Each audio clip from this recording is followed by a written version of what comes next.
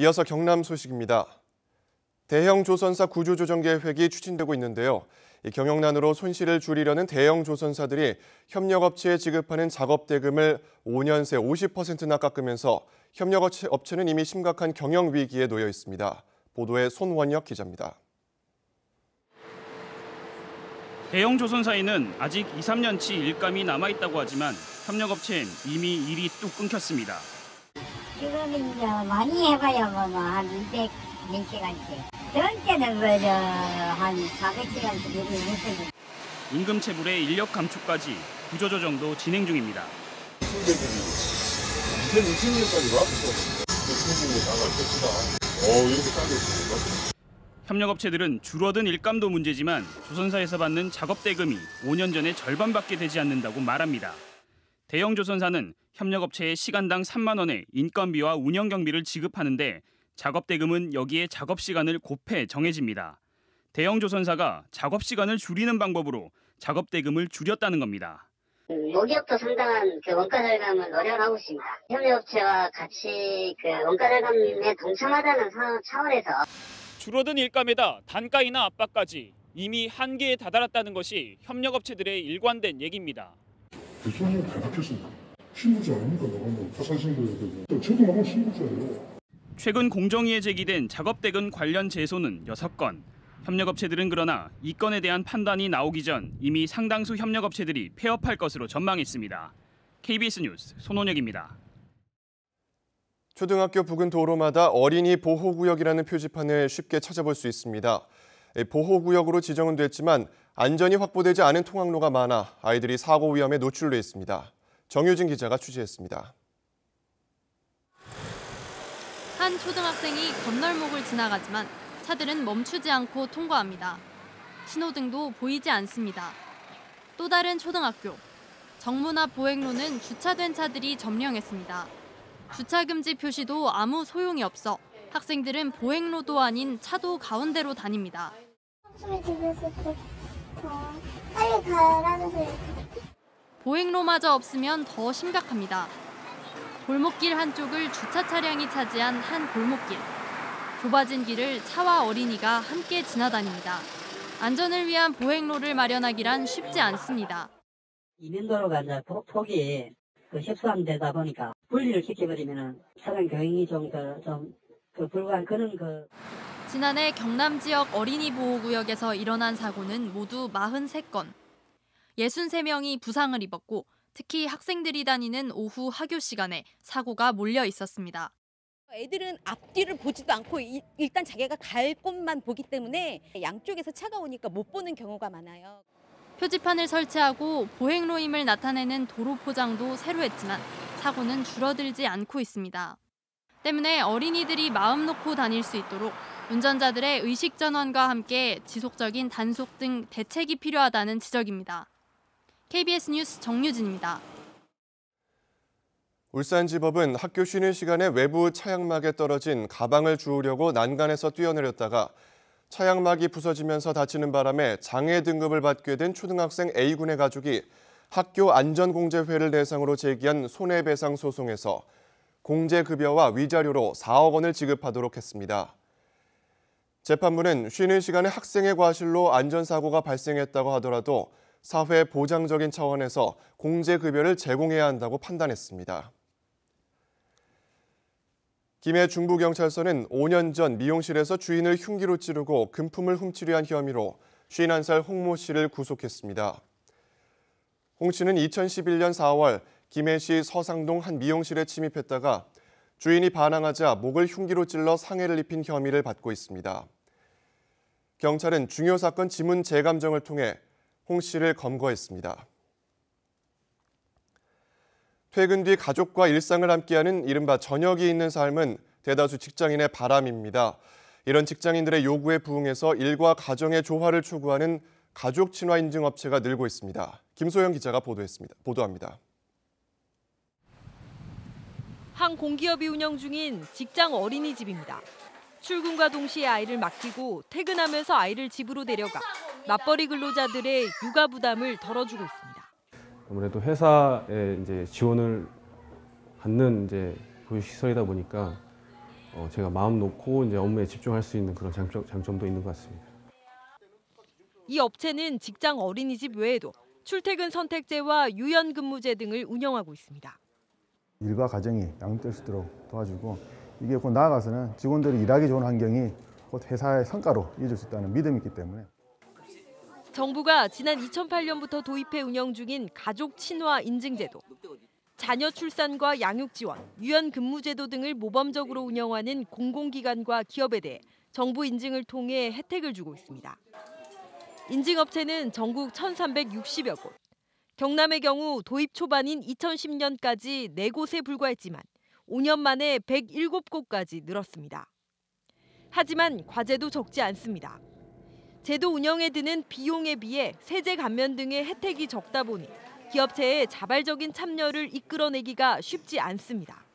우리 도가 107개 기업체가 가족 친화 인증 기업을 지정을 받았습니다. 지속적으로 저희들이 인센티브를 좀 개발해서 추가 발굴해서 지원하도록 하겠습니다. 제도 도입에 소극적인 사업주들의 인식을 개선하는 것도 풀어야 할 과제입니다. KBS 뉴스 김소영입니다.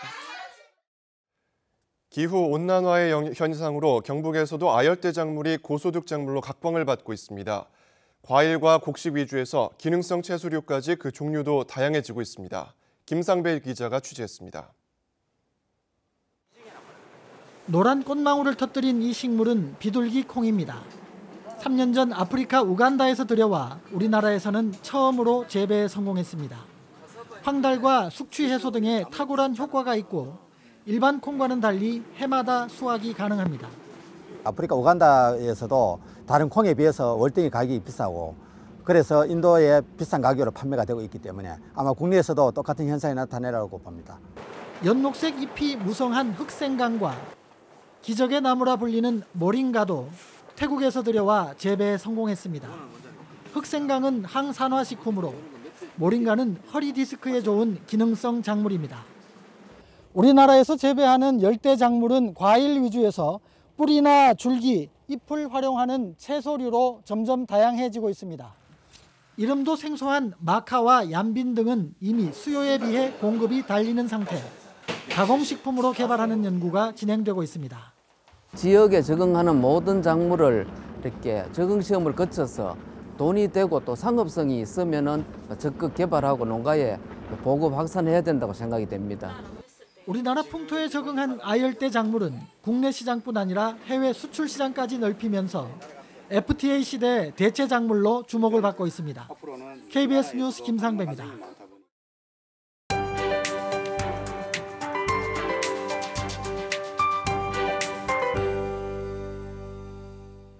날씨가 참 변덕스럽습니다. 화창했던 어제와는 달리 전국에 비구름이 지나고 있고요. 경남 지역도 남해안을 중심으로 비가 내리고 있습니다. 다행히 강수량도 많지 않겠고 오전 중엔 대부분 그치겠습니다. 단 한 가지 유의하실 점은 바람이 강해지겠습니다. 이번 주 초반만큼은 아니지만 안전사고에 주의하셔야겠고요.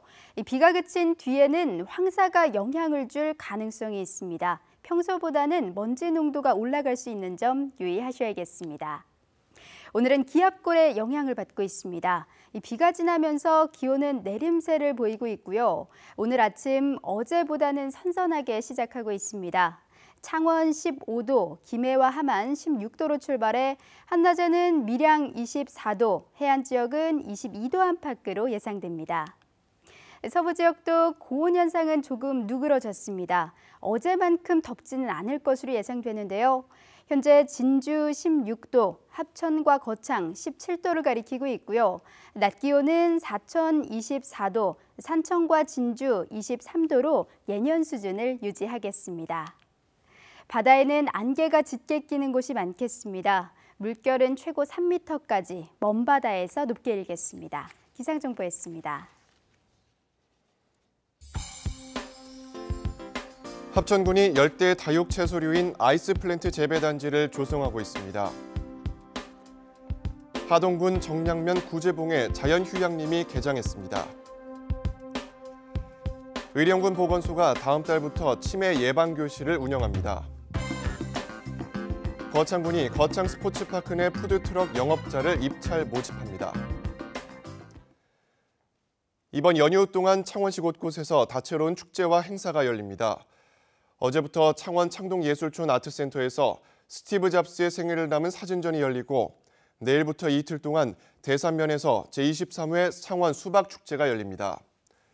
오는 14일까지 마산 진해 해양 레포츠 스쿨에서는 해양 레포츠 체험료를 50% 할인하고 시티투어와 관광 유람선, 문신미술관 등 가족 단위 관광객을 위한 입장료 할인이나 무료 행사를 마련했습니다. 고 노무현 전 대통령의 고향인 김해 봉하마을에서 5월 한 달 동안 다양한 추모 행사가 열립니다. 이달 매주 주말에는 노 전 대통령의 사저가 하루 3차례 공개되고 봉하마을 추모의 집에서는 특별 전시 행사가 열립니다. 노 전 대통령 서거 7주기 추도식은 오는 23일 오후 봉하마을에서 엄수되고 이날은 서울 청량리역에서 출발하는 왕복 추도식 봉하열차가 운행될 예정입니다. 진주시가 소규모 동과 면 통합을 주된 내용으로 하는 행정구역 개편을 추진합니다. 통합이 추진되는 곳은 진성면과 일반성면 등 동부 5개 면과 상대 1, 2동, 하대 1, 2동 등입니다. 진주시는 행정구역 개편을 위해 주민대표 등이 포함된 추진위원 44명을 위촉하고 조례 개정과 청사 리모델링 등을 추진합니다. 경상대 경남문화연구원 전병철 연구교수가 남명 조식 선생의 마음 공부를 연구한 학술서 남명의 시막을 발간했습니다. 남명의 시막은 조선시대 학자들이 남명의 신명사도명 계승을 위해 학술과 문학 분야에서 노력한 사실들을 역사적 전개와 연관해 살펴보고 후대 학자들의 해석과 논쟁을 다루고 있습니다. 김해공항의 이용객이 사상 최대치를 경신하는 가운데 1분기 대구공항 국제선도 이용객이 크게 늘었습니다. 국토교통부가 집계한 1분기 항공 여객 실태를 보면 대구공항을 이용한 국제선 이용객은 9만 9천여 명으로 지난해 같은 기간에 비해 59.5%가 늘어 전국 공항 가운데 가장 높은 증가율을 기록했습니다. 국내선 이용객 역시 전분기 대비 8.2%가 증가했습니다. KBS 뉴스를 마칩니다. 고맙습니다.